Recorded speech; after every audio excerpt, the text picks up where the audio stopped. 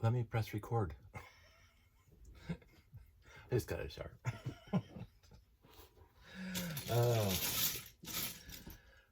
Sometimes. It is December 6th, 2025. It's Saturday. This is basically literally the first time I sat down at this chair since I made my last video. So a few days have gone by since I started taking this car apart. Then getting to pack up the ship to a friend. And December 6th is a day.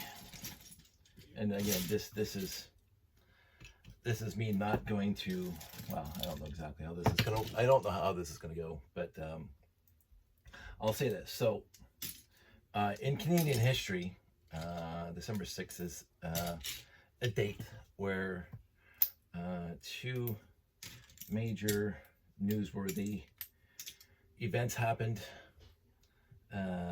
One far before I was born, far before my dad was born, but you know, my granddad, who wasn't in Canada at the time, would have been alive when it happened. It's not, Canadians know about it, and there's some Canadians that have done a deep dive into it and blah blah blah. It's a very interesting thing about how looking, because it's over 100 years ago. It's very, when you think about that specific incident in Halifax, I'm sure the people of Halifax have emotional depth to that incident, but for the rest of us, it's just a historical happening. It's not just like a footnote, but it's a historical happening that doesn't seem to have the emotional depth to it. I mean, you got the Canadian Heritage Minute, where the guy's on the Morse code machine telling the train not to come in, and that's probably the extent that most Canadians know about this thing. So, I mean, Josh had to do for history class, he had to do a pretty in-depth, and I remember helping him with that work. And I'm going, there was a ton of stuff in there that he had to learn for school, and the historical accounts and stuff that I had no idea about. And you know, because I don't even remember, I don't remember having that in my history classes, that specific event in my Canadian history classes at any point in grade school or high school. But he had that. Now again, my history classes were 40 plus years ago, so I might not remember, but I don't remember talking about, no, I knew of that specific incident, but I don't remember doing a deep dive into it like Josh had to. But I'm not going to talk about that Halifax incident. That's worthy of another conversation for another time. 36 years ago today, again, I'm not going to go into specific details of that event, just because I don't feel worthy enough to, I don't discuss it or whatever. But I remember living at the time, and I remember hearing it in the news at the time, and I remember being mortified and heartbroken. And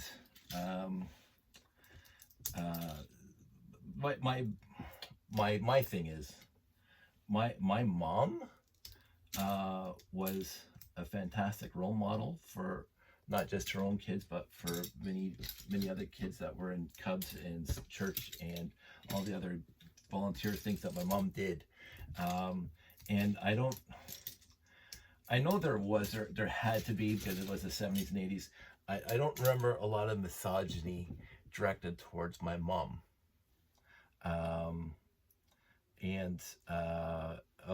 Of which I am very thankful, that I'm hoping my mom didn't experience that kind of misogynistic, patriarchal, like women are inferior and blah blah blah, and women should be, well, in this case, unalived.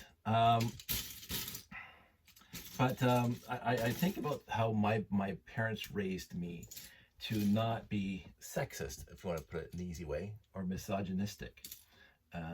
That there is, in the grand scheme of operating in the world, there's no difference between a woman and a man in that context, they're equal in rights and abilities and blah blah blah, and should be in law and everything else. So that's how I was brought up. There was never women are inferior to men. Women can't do what men can do. I grew up in an environment where a lot of women did a lot of work. So, and I was just used to not thinking that the sexes were unequal when it came to being in the community. Now, to be said, my mom was a stay-at-home mom. She was. I mean, she started working at Mrs. Vanessa's nursery school for a few years. But overall, when I was a kid growing up, my mom would be home, taking care of the house.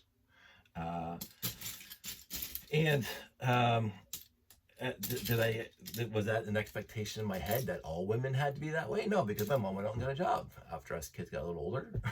So, but back then, my mom was home.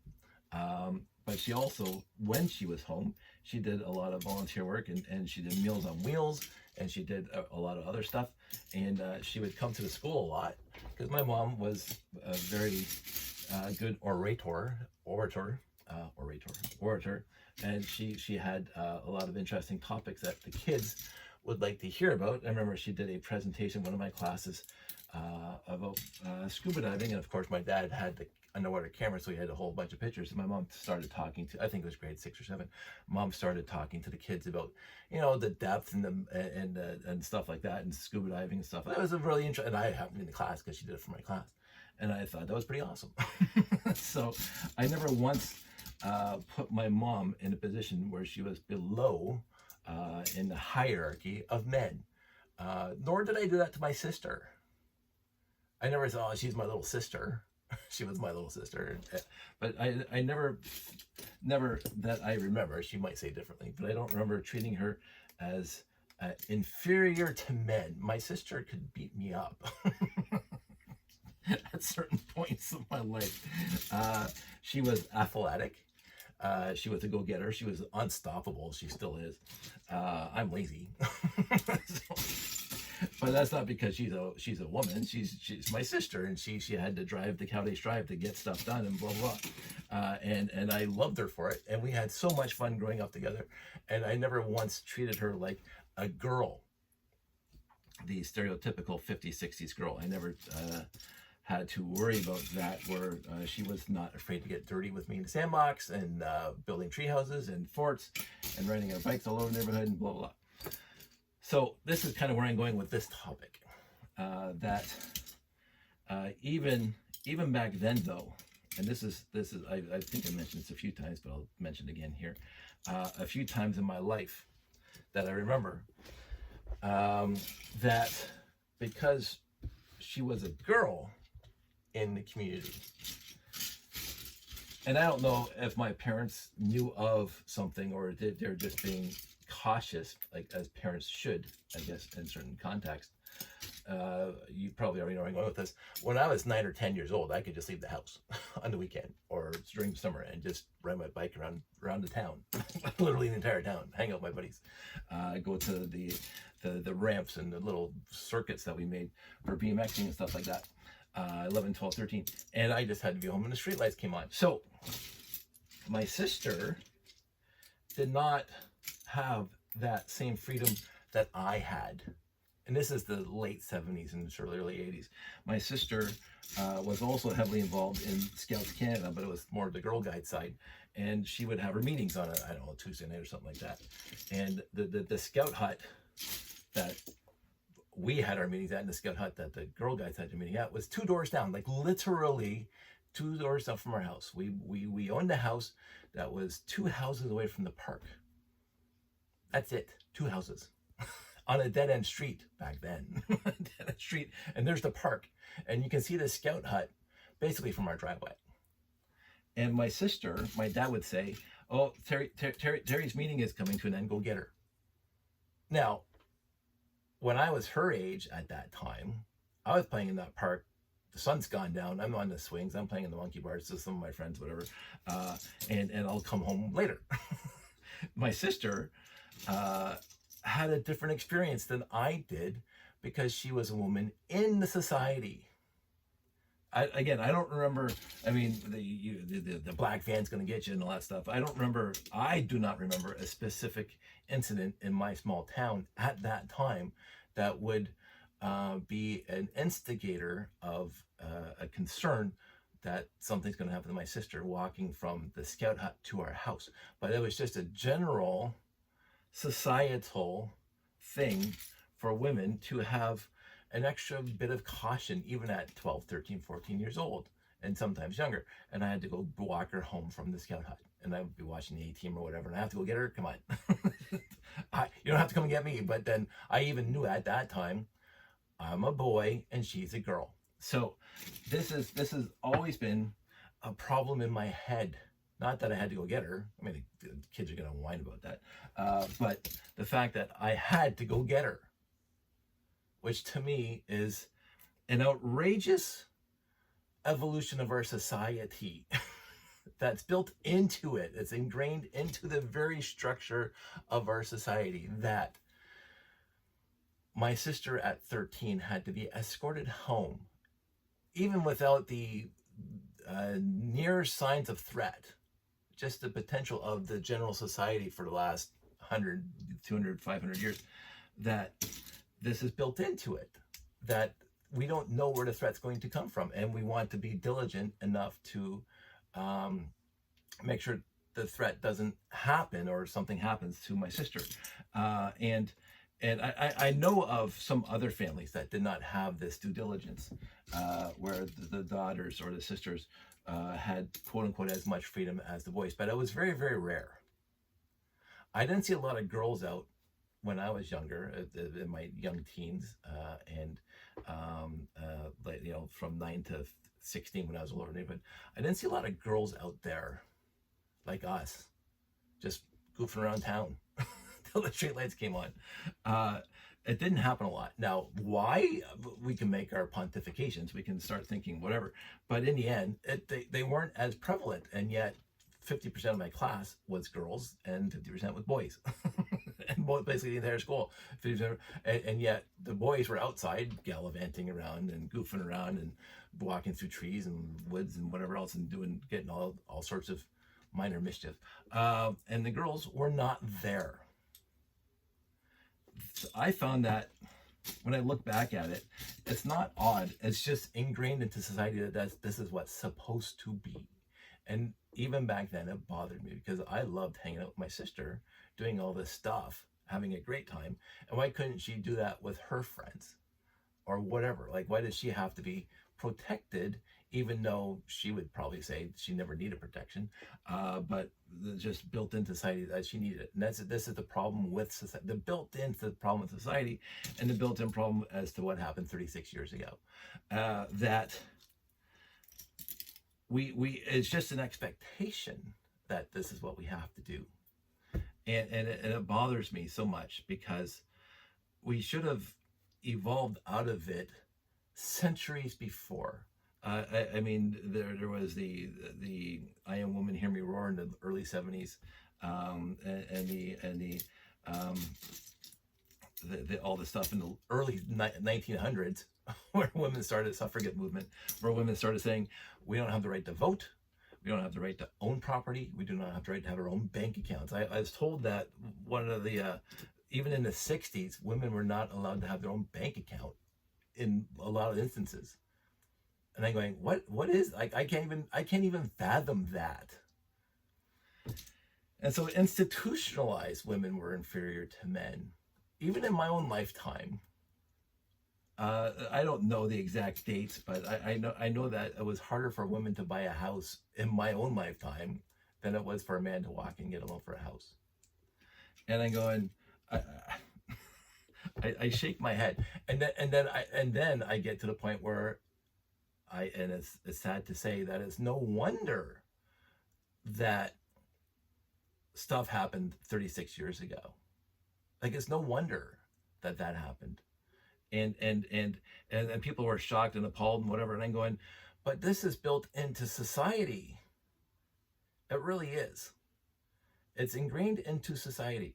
And I remember, again, to talk about this, again, going off on these heavy subjects and trying not to get too heavy about them, but going off on these heavy subjects. I remember court cases about women being SA'd. And they go to the courts, and the defense of the guy's lawyer says, you know, you were wearing some skimpy outfit that caused my client to attack you. What? Again, my head, even back then, I could not comprehend that that was a worthy argument to get out of the assault charges, whatever those assault charges happened to me. It's like, are you kidding me? Like that, the judge should have overruled that as a defense for anything. What she was wearing? Who? Bothers me so much. It does. I again, I mentioned this before. I have a huge, this is my huge dichotomy, my huge contradiction of myself. I have a huge sense of justice inside, seething sense of justice, but combined with my absolute laziness to not put any effort into fixing it, it drives me nuts. But this stuff goes through my head all the time. It really does go through my head that the amount of, and this, I talked about this before, the amount of freedom, the amount of just not having to worry about anything for my life, that I can just come and go as I please, and just like I am disheartened, to say the least, that other people of the opposite sex, and people who are not cis white hetero straight guys, so I think I said that twice, cis white hetero, there's a fourth thing there, guys have like built in rights, not rights, freedoms, not freedoms, built in, oh, for crying out loud. See, this is why I know I shouldn't talk about this stuff, because I forget the words.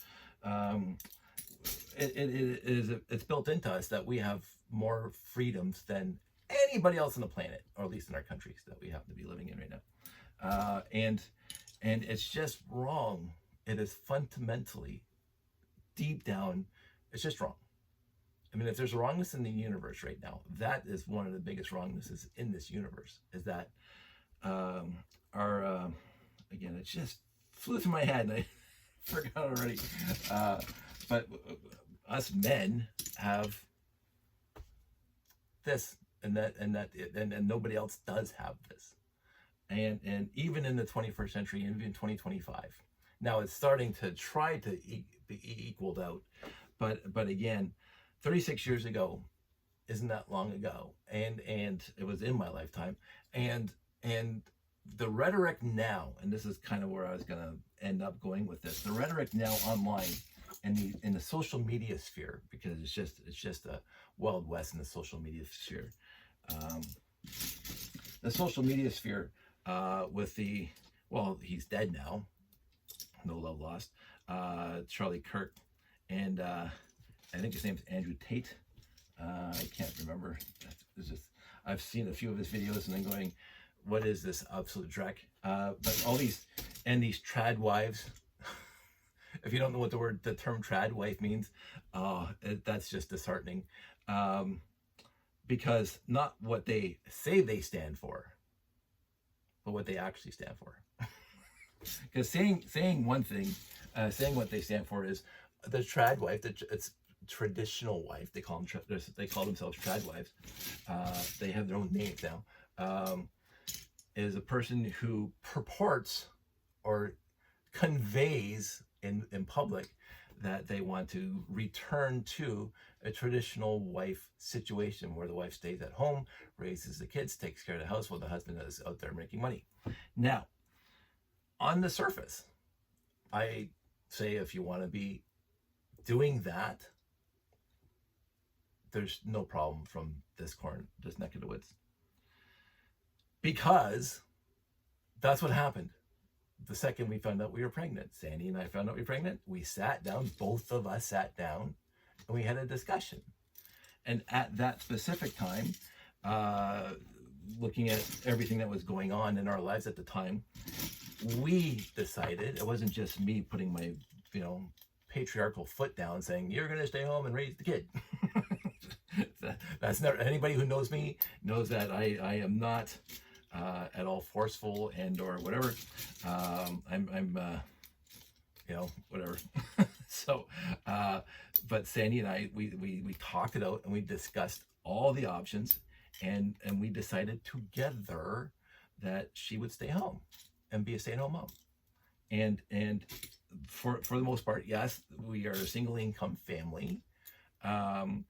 But my wife is just being fantastic with finances, which is a saving grace for this family, and doing all the bookkeeping and all that stuff that we've managed for 16 years now. Well, 17 years, because of course she stayed home the year we were pregnant. She was pregnant. So for 17 years, we've only had one income coming to this house. The income that coming into this house is a tech support analyst, which is me, and a baby bonus, but she's been home the entire time, doing the family, doing the house, raising the kid. No, I absolutely do everything I possibly can when I come home and help. And so we it's not like I'm doing like babysitting. Is my kid too, and the house is mine. I lived on my own for 20 years, so I'm okay with taking care of housework. And so there's never been a time in our 17 years of her being pregnant and us having Josh together, where I felt unequal in anything, and I never felt like I'm making the money, so I'm the authority figure here. Because again, if you want to talk about the financial aspect, especially when Josh was younger, like daycare, like the cost savings of Sandy being home was a paycheck. So it's like we would have had to expend a lot more money if we were both working, blah blah blah. And she excelled. She got to volunteer at Josh's school, grade school, like the entire time, the 10 years that Josh was from JK to grade 8. And we now, both of us have now really good friends that we would not have met or been friends with for the last decade had she not been a stay-at-home mom and volunteered at the school that Josh is going to. And that was fantastically awesome. So there was a whole bunch of pluses for Sandy being a stay-at-home mom. And she didn't want to go back to do her job anymore. She was not exactly happy with it, and blah blah, which is fine. So and I at that time I was making more than she was, and probably still would be. I don't know. You can't say what today would be like, but we've managed, and we've moved along for 17 years with one paycheck. So in the root definition, the basic definition of trad wife, she is a trad wife, but there's an whole ulterior under movement of the trad wife, which is to make non-trad wives feel inferior, first of all, because again, they do look down upon women who do not want to do this. Overall, it's an ultra conservative Christian, not even close to Christian, but an ultra conservative Christian movement to make the nuclear family of a husband works, wife stays at home. That's the textbook, and that's what everybody has to follow. And furthermore, it's not even that anymore,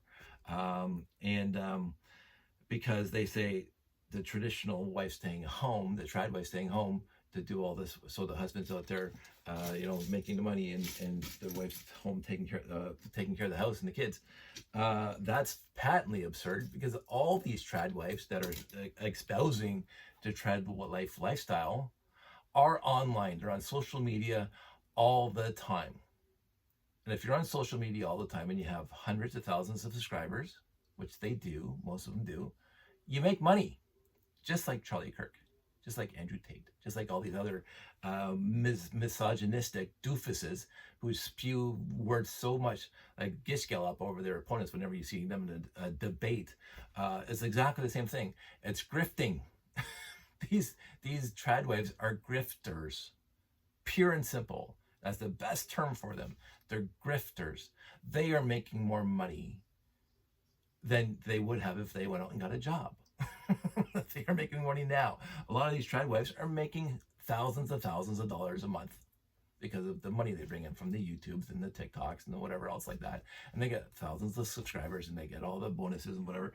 And so that's not a traditional wife at all. I mean, if you want to talk about traditional wife in context, Mrs. Ingalls, Little House on the Prairie, she did not have, in context, in the universe of Little House on the Prairie, she did not have thousands of subscribers. She wasn't making money on the side. She was selling eggs to Mrs. Olson. But to me, if you want to talk about trad wife, there you go. Mrs. Ingalls. But this is the society of 36 years from Montreal, 36 years ago, where 14 women lost their lives because of some misogynistic prick who couldn't get it together. And it was never, I don't know, I don't need to talk about him, doesn't matter. 14 people lost their lives that day. 14 people who would be 36 years older today if this guy hadn't walked into that classroom to do a horrendously evil thing, because he couldn't handle women being equal to men. That's the bottom line. People have come up with excuses for the last 36 years as to why this guy did what he did, but he did it because he didn't believe women deserved to be equal to men. There's other nuances and whatever, but that's the bottom line in this context. And I would have hoped at the time, like usually this is how this is my hopelessly optimistic and naive, as I am, outlook on life, that when an event like that happens, when an event so overwhelmingly evil and brutal happens, that I've always believed that society would just learn from it and be better for the next day, the next week, the next month, the next year, the next 10 years, the next decade, the next. What I am disheartened to see in the last 36 years, because I will be the first to say, I don't think about that until December 6th every year, because it always comes back into the news. I don't think about that, and it's unfortunate for me that I don't, but I don't think about it through my life. I think about it on these anniversaries, and it just has to be particularly in this one after, and again, for the last 5 or 6 months, exposing myself to various dark, dusty, stupid, idiotic corners of the internet, which I should stop doing, and getting into stupid debates with stupid people, because that's what that happens, and saying, give your head a shake. What you are demonstrably pushing here on your little website or your little TikToks or your little YouTube channels is misogynistic towards women. Women should be treated with equality to anybody else in society. We shouldn't have an inferior, a second-class citizen in our society. It's the 21st century, for crying out loud. And yet this is where they want to keep them. They don't want them out in the workforce. They don't want them to take engineering degrees. They don't want women out there. When I first took computer science back in the mid 80s, there was, I wouldn't say 50%, it wasn't 50-50 men and women, but there was a lot of women in my class, which is nice to see. And I just didn't even realize at that time, because it was not on my radar to, oh, look, there's women here. Because like it never matters to me. But there were a lot of women in my class. I've been told since then that the women in computer science has declined drastically. That if you go into computer science class today, it's drastically different than it was back when I was in computer science, because it's been a little boys' field, and I've seen it where man-childs have a tough time with women fixing computers or programming or whatever. Now, the good part is I happen to know I'm related to, and I happen to know lots of women who are in the computer field and who are doing a lot of stuff for video games and movies and stuff like that. And I think it's fantastic. Absolutely fantastic. And maybe it's starting to ramp up again. But before CGI became a thing, before CGI became a bona fide job for people, when it was just like tech support and server support and network support and all that stuff, from the 80s to the 90s to the early 2000s, there was a rapid decline of women in the computer field because the misogynistic and I'm trying to think of a nice word to say this. Nerds, no. Nerds are great. I'm a geek, but nerds are great. With no social ability to read social cues, and not even the Sheldon Coopers, because I've known people like Sheldon Cooper, and they're perfectly fine. The people who I just saw a video on TikTok today, and it was a girl playing it wasn't Fortnite, some sort of first-person shooter, and the fact that the second that people found out she was a woman, the amount of hatred that you hear coming over the speaker and the amount of insults, misogynistic, directly insulted, misogynistic, using the most vile words as possible to convey your contempt for women, were directed at her, even though she was a perfectly good player. I mean, I'm not that kind of video game player, but I'm watching her play, and she seems like holding her own or doing better than the boys were, and they're just keep on just lambasting her with like the most vile words imaginable, and she records it and she puts it on TikTok, so she gets 1 billion followers. But it's disheartening to me that in our society, in the 21st century, this is where we are, that women can't even go to play a video game. They can't go to the beach. They can't go sit in an airport reading a book. They can't without some guy coming up to them and say, people can't, and she goes, I'm reading a book, and then they get all offended and they insult her and they call her, some vile word. I don't get disturbed when I'm at the airport. I don't get disturbed when I'm at it. Nobody walks up to me. I mean, I'm reading my book in the airport, or I'm sitting in Tim Hortons reading my book. Nobody, and the entire time I've been sitting at Tim Hortons, and I've been sitting at Tim Hortons for a long time, nobody's ever come up and sat beside me and, hey, let's talk about whatever, like a stranger. I can't even imagine approaching a woman sitting in Tim Hortons having a coffee, and me just going up to her and say, hey, maybe, not I'm married, but even when I was single, it never would even dawn on me that that's an acceptable way of meeting somebody. Even though like all the mindless teenage sex comedies in the 80s, that's how you meet people. But it's never been my style. I would want it to be more fluid than that, than me walking up to somebody in a spot where you don't expect somebody to walk up to you and ask you out, or like, can I sit here? And then if they say no, then I'm gonna lose my shit on them. Excuse my French, and then start getting mad at them. Like there was this. Again, I have to stop watching TikTok. There was this video. This girl from Holland was visiting Germany or something like that, and she's having a coffee or whatever, and this guy walks up to her, and he sits down at the same table she's in. She goes, I'm here by myself, and he says, oh, can't we talk? And she keeps on saying, no, I'm not interested, please. And she's being very polite about it. Now again, it could be 100% fake, but I've heard of this from friends of mine who, while single, and having this happen, where she basically had to get up and leave the table, and then he followed her, and then she went somewhere else, and this guy followed her in, and she sat here, and he sat across from her, and then she says to the maitre d' or whatever, can you get this guy out of here? And he goes, no, I sat here first, and you have to get, like, this guy was just like he was just a complete and utter jackass, because his own ego is more important than literally anything else on the planet. And I've never had any patience for that. My ego is quite happy just being me. As you can see, I do this, my ego is satiated. So I've always said this. if I don't know, it's just, so I would have hoped, I honestly would have hoped that in the last 36 years things would have changed for the better. And from my perspective right now, today, it's not really much better. It's not really much better in the 21st century than it was in the 20th century for a woman being a woman. Now, the legally, things are better-ish, but only 1%, as far as I was told, and the stats I went and looked at, only 1% of SAs are actually prosecuted and the assaulter is found guilty. 1%! That means 99 out of 100 of SAs either go undocumented or unpunished. That means that out of 100 assaults, SAs, that 99 people walk away to do it again.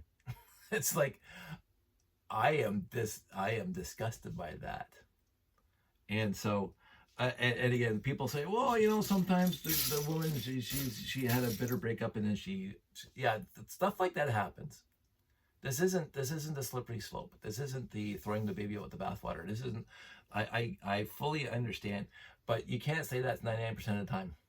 You can't say that 99% of the time. I've told you stories about somebody I broke up with, basically, quote unquote, my first girlfriend ever. Not that we dated for a long time, but I don't want to use derogatory words, but it's a little crazy. I won't say psychotic, but like, because again, when I broke up or somebody broke up with me, that's it. We're done. like get the net. Like the one quote from Wayne's World. It's over, Kathy. Get the net. Because if you don't want me to be in your life, or if I don't want you to be in my life, then what's more to be said?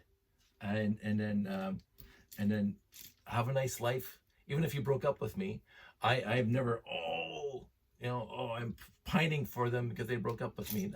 They obviously don't want to be around me. So I think one thing that we have to teach both sexes is to be happy with who you are by yourself.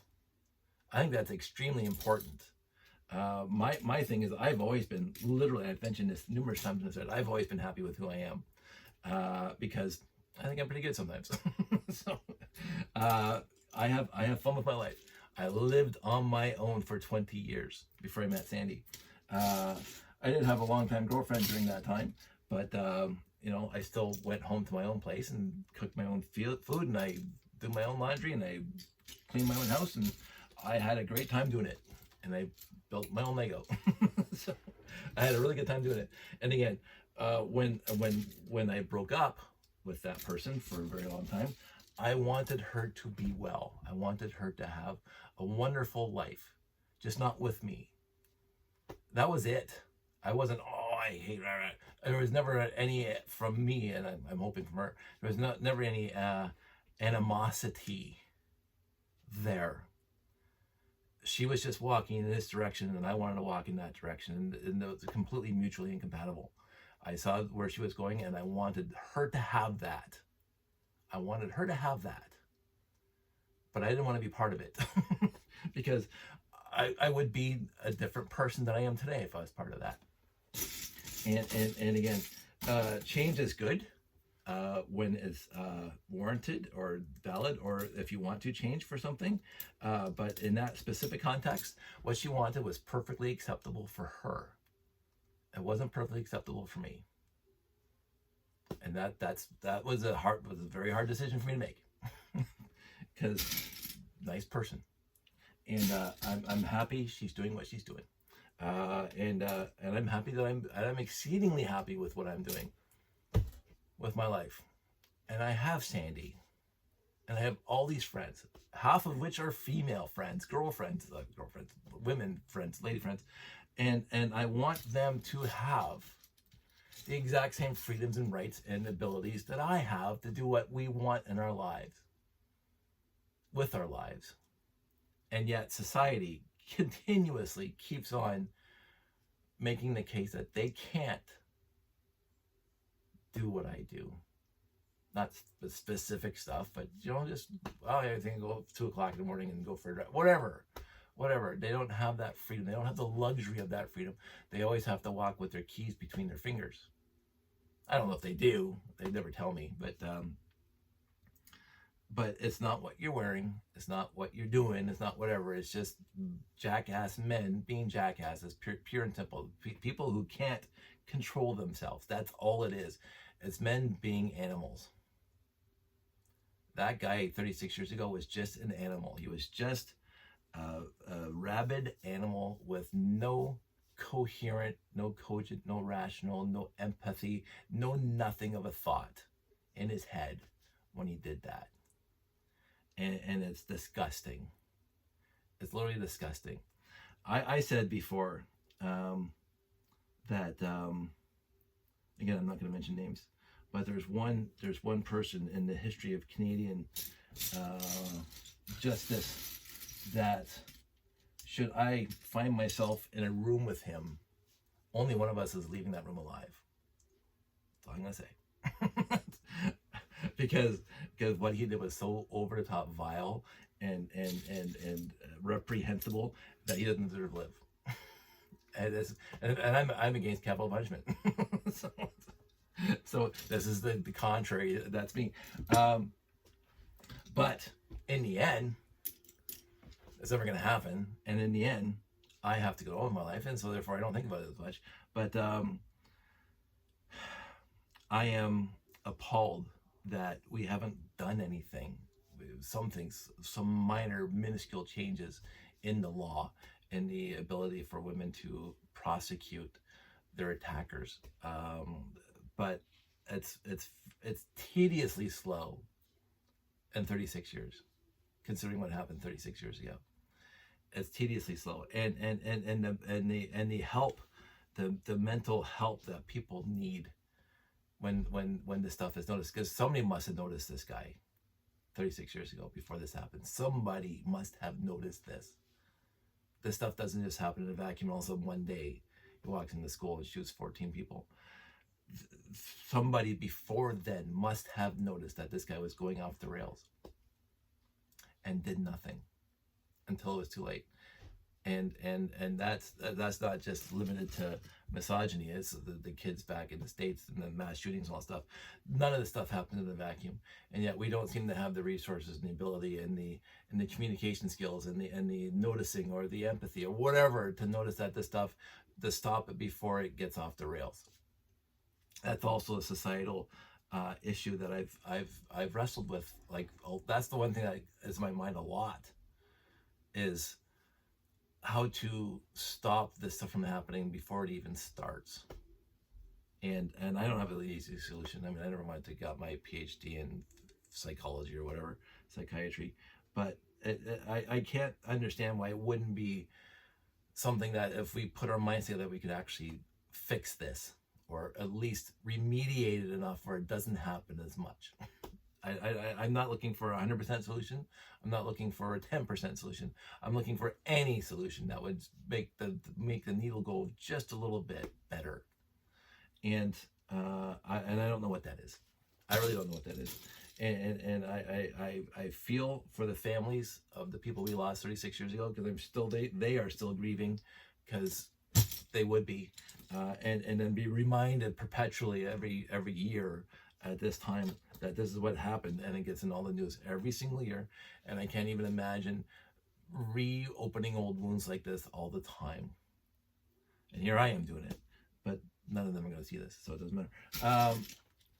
Anyway, on that very sad note, on the very, very whatever note, but I wanted to talk about that because I think it's important to talk about it. I think it's important to have dialogue about it. I think it's important to talk about how we can preempt this stuff. And I know from on a completely different note, but somewhat related, that I have a great community of friends and family that if I have any kind of concerns and or whatever, or if I have a concern about them, we have very open and honest relationships. The good part is that most of us are stable, fine community members, so I don't have to worry about it. But every once in a while I'll get a phone call from a friend I haven't talked to, and hey Dave, I haven't talked to you in a while, how you doing? I know there are people out there that think about me and want what's best for me and want me to be happy. the good part is that not only those people are out there, but I have people in this very house that have the same thing. They love me and they want what's best for me, and they're always been here for me, and I will always be there for them. I went and helped my dad again today. Did some stuff. He needs a new roof. Kind of sad, but I had fun doing that. And then I saw my friends for coffee today. And so like I have this whole world of comfort zone that I mentioned this, that I'm just blessed with. There's absolute comfort of knowing that whatever happens, my friends today were mentioning that should I lose my job tomorrow, which is never going to happen, but should I lose my job tomorrow, I have something before I get home, because that's always been my life. I've never been unemployed a minute in my life because I've always had something to fall back on. And again, I count my blessings on that.